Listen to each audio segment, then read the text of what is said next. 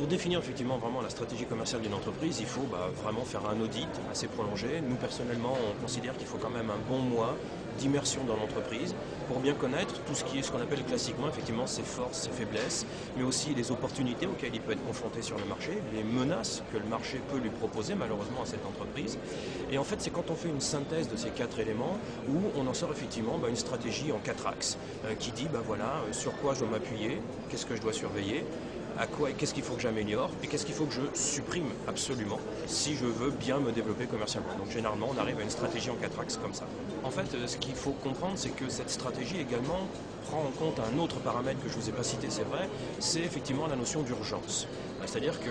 on est sur des entreprises de temps en temps qui de toute urgence doivent absolument reconstruire, voire même créer tout simplement une stratégie parce qu'ils sont en situation de difficulté, que sur leur marché il faut absolument qu'ils se redéveloppent d'une façon assez rapide et assez urgente. Si on part sur ce critère-là, ça veut dire qu'une opportunité réellement portera son nom. Toute opportunité réellement méritera ce titre-là. Si on est plutôt dans une entreprise qui n'a pas cette situation d'urgence et qui veut vraiment simplement commencer à mieux développer sa stratégie pour mieux s'implanter encore sur son marché, c'est vrai qu'il faudra se méfier des opportunités qui seront à un moment donné, qui pourront